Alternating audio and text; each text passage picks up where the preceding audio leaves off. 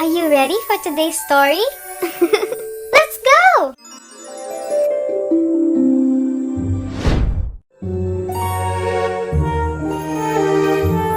My bedtime stories.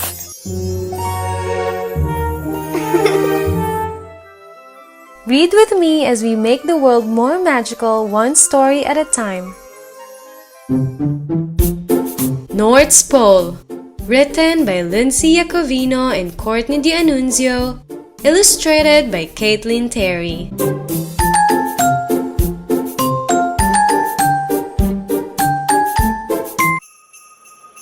In Santa's Christmas village, all young elves will learn their role. They're taught by North herself, through special classes at North Pole. To help the elves get started, North consults a detailed list, a page for every elf job. But this year, there's quite a twist. She greets the 10 new elves while giving smiles to everyone, then double-checks their jobs and sees one elf was given none.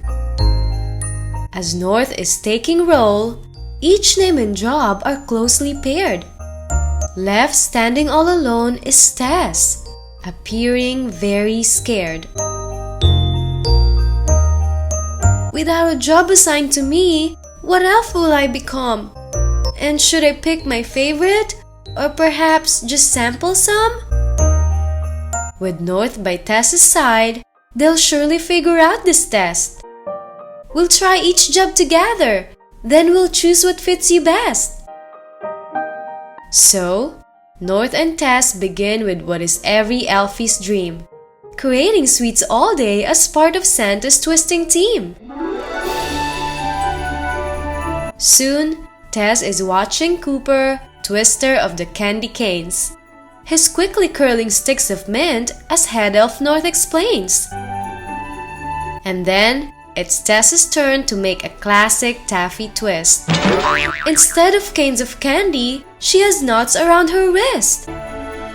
The skill of bending treats might simply not be meant for Tess. These candy canes are great, but I don't like this twisty mess. Then, North reminds her elf, "You only need one perfect match. We've got more stops to go. So next, we'll try to bake from scratch."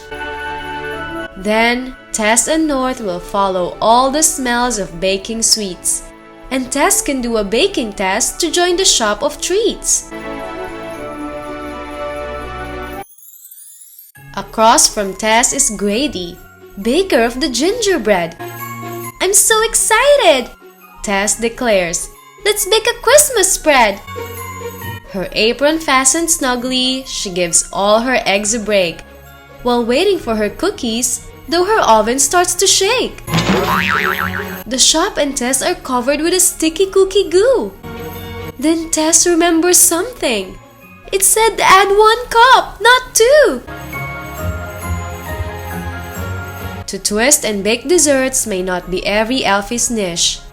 So, North suggests to Tess, "I think perhaps you're meant to stitch."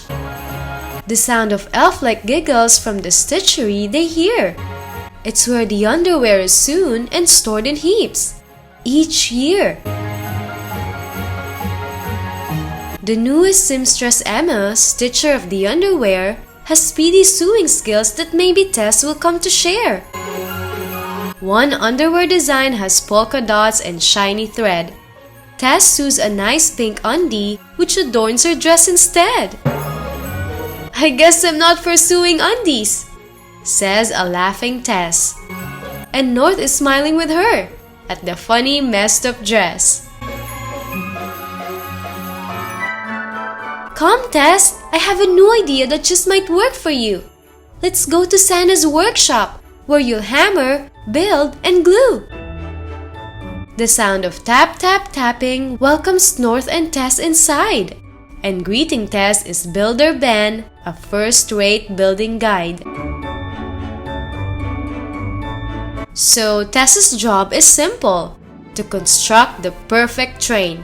She's lucky Ben's a gifted pro who's happy to explain. She puts the train together with steps 1, 2, 3, and 4. Then turns the engine on, which sends her train right out the door. "Oh no, it has no brakes!" Tess yells, while quickly chasing after. At least her frantic railroad chase has filled the shop with laughter. This talent search is tough, but North discovers what they need. Let's try the Lister shop, where all the elves just love to read. They track a trail of ink to teams of busy listing elves. They're Santa's League of Listers, sorting names that fill the shelves. There's List Inspector Lila, who is checking A through C. Like Tess, she's new today, but still, she reads all day with glee. When Tess receives a page with D and E names on a list, she checks the bad kids off as good. She simply can't resist. It's good that Tess has North, and soon, Eraser meets the page.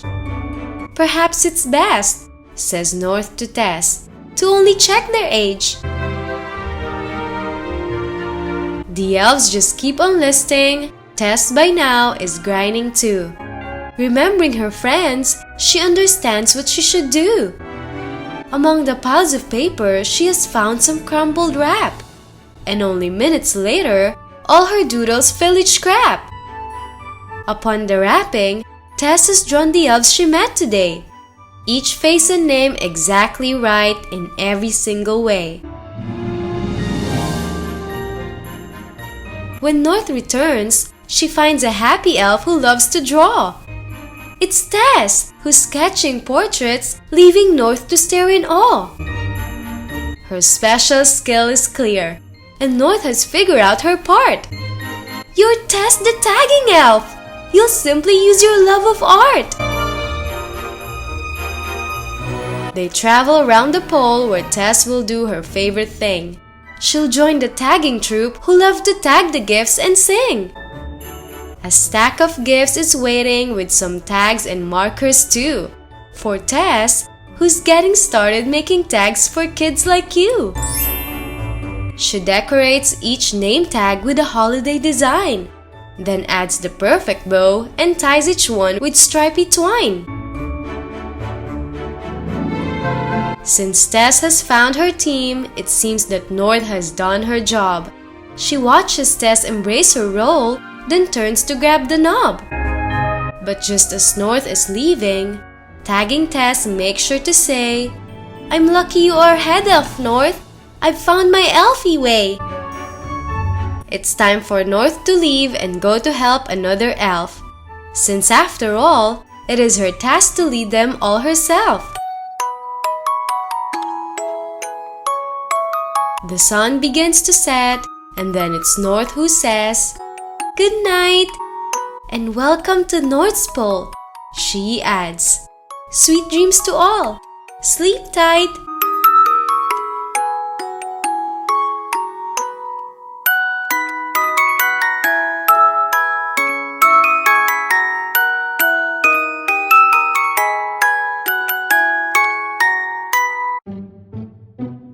Thank you so much for staying and reading with me until the end.